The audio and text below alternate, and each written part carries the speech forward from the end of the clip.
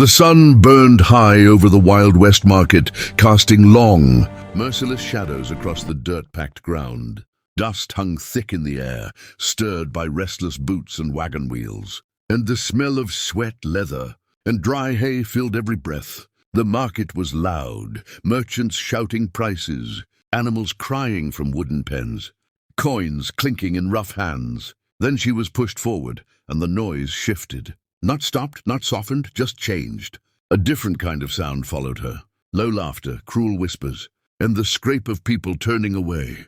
She stood on the raised platform with her head lowered, bare feet aching against the splintered wood. Torn rags clung to her thin frame, offering little protection from the sun or the stairs. They were not real clothes, only remnants of what she once had, and the wind tugged at them without mercy. Her arms were wrapped around herself, not to hide, but to survive. Every eye that lingered carried judgment, not curiosity. In this place, value was loud and visible. She had neither. A man near the front spat into the dust and shook his head. Another laughed and muttered that she wasn't worth feeding. A trader stepped closer, inspected her like damaged goods, then waved her off in disgust. No bids were called. No numbers were shouted. The auctioneer cleared his throat again and again. But silence answered him, thick and heavy. Time dragged painfully, each moment stretching longer than the last, as if the market itself was waiting for her to disappear. She tried not to cry. Tears were weakness here, and weakness invited worse things. Instead, she stared at the ground, memorizing the cracks in the wood beneath her feet, listening to her own shallow breathing. Hunger twisted inside her, sharp and relentless. Her skin burned under the sun, yet a chill ran through her bones. The cold fear of being unwanted, unseen and unprotected. One by one, people drifted away. Deals were made elsewhere. Animals were sold. Laughter returned to other corners of the market, leaving her in a growing pocket of emptiness. By late afternoon, shadows stretched longer, and the crowd thinned to almost nothing. The platform that had held her shame now felt like a forgotten stage after a failed performance. When the bell rang to close the market, no one looked back at her. No one claimed her. No one even bothered to insult her anymore. She remained standing there, abandoned, without clothes, without worth in their eyes, and without a place in the world, while the Wild West carried on as if she had never existed at all. Night settled over the market like a heavy blanket, swallowing the last traces of daylight and warmth. Lanterns were lit one by one, their weak yellow glow barely pushing back the darkness. The crowds that had filled the square earlier were gone now, replaced by empty stalls, scattered straw, and the distant creak of wagons leaving town. She remained where she was, unsure where to go, her body exhausted and her mind numb. When the guards finally approached, it wasn't with concern or kindness. One unlocked the chain from her wrist with a sharp tug and stepped back as if touching her might. "Bring bad luck. Market's closed," he muttered. "Don't be here by morning." That was all. No directions, no help, no warning of what waited beyond the market gates.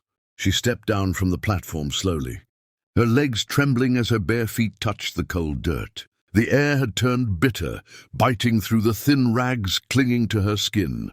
Every breath felt heavier now, as if the night itself pressed against her chest. She wrapped her arms around herself again and started walking. Not toward anything, just away from the place that had stripped her of the last of her dignity. The streets beyond the market were quieter but no kinder. Shadows clung to every corner, stretching and shifting with the flicker of lantern light. Somewhere nearby, men laughed loudly inside a saloon, the sound sharp and careless. She flinched at every sudden noise, every footstep that echoed too close behind her. Hunger gnawed at her, and her head spun from exhaustion. She had no shelter, no money, and no name anyone cared to remember. She stumbled near a row of empty stalls and collapsed against a wooden post, her strength finally giving out. The ground was cold, and the wood scraped against her skin, but she barely felt it. All she could think about was how easily the world had moved on without her. In that moment, it seemed simpler to close her eyes and let the night take her, to become just another forgotten soul swallowed by the frontier. Then the sound of hooves broke through the Silence, slow, controlled, intentional. A horse emerged from the darkness, its rider pausing as if something unseen had caught his attention. She didn't look up at first, afraid of disappointment, afraid of cruelty. The horse snorted softly, and the rider shifted in the saddle, studying the small, broken figure near the post. He didn't laugh. He didn't shout. He simply watched, his eyes narrowing, not with judgment but with concern. In the town that had turned its back on her, one man had stopped. And in that quiet pause, beneath the cold Wild West sky, the course of her fate began to change. The man swung down from his horse with a steady, unhurried motion, boots landing softly in the dirt. He moved closer, careful not to startle her, and for a moment neither of them spoke. She pressed herself back against the wooden post, her heart racing, every instinct telling her to prepare for the worst, and rarely stopped for reasons that ended well. She kept her eyes lowered, bracing for rough words or a cold command to move along. Instead, he removed his coat and held it out, not throwing it, not forcing it on her, just offering it within her reach. The gesture confused her more than cruelty would have. She hesitated, her fingers shaking as she finally took it and wrapped it around her shoulders. The heavy fabric carried warmth and the faint scent of leather and smoke, grounding her in a way she hadn't felt in a long time. Her breathing slowed just a little. He crouched a short distance away so he wouldn't loom over her, resting his forearms on his knees.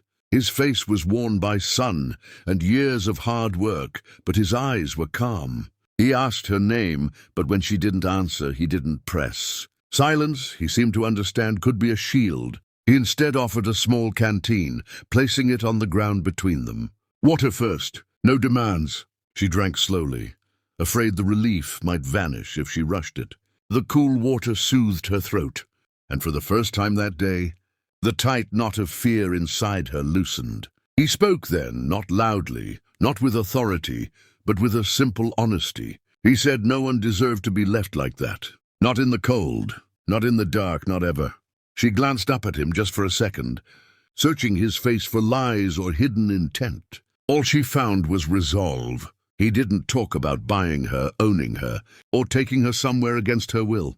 He spoke of his ranch outside town, of a spare room in the barn and warm food on the stove. He said she could come if she wanted, and if she didn't, he would make sure she had something to get through the night. Choice, the word echoed in her mind, unfamiliar and fragile. No one had offered her that in a long time. Her hands tightened around the coat as she nodded, a small movement that felt like a leap across a canyon.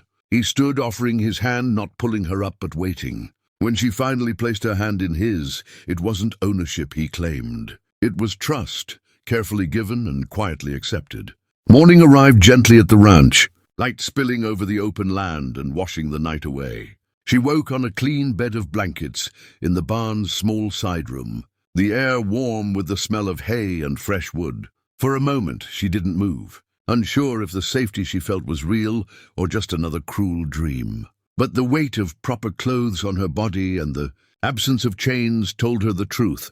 Someone had cared enough to give her rest. She stepped outside slowly, blinking against the sun. The ranch was quiet but alive, horses shifting in their stalls, chickens clucking near the fence, the wind moving softly through the grass. The rancher was already awake, repairing a broken rail. He glanced up, gave a brief nod, and returned to his work. Not staring, not hovering. That simple respect eased something tight inside her chest. Later, he left a plate of food on the table without comment.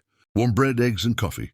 She ate slowly, savoring every bite, expecting at any moment to be told she owed something in return. The demand never came. Instead, he explained the work that needed doing, speaking plainly, as if she were any other hired hand. He said she could stay as long as she wished, leave whenever she chose, and be paid fairly for her time. There were no hidden conditions in his voice. Days turned into weeks. Strength returned to her limbs, color to her face. She learned the rhythms of the ranch, the early mornings, the steady labor, the quiet evenings when the sky burned red at sunset. With each passing day, the market felt farther away, like a nightmare fading with the dawn. The rancher never pried into her past.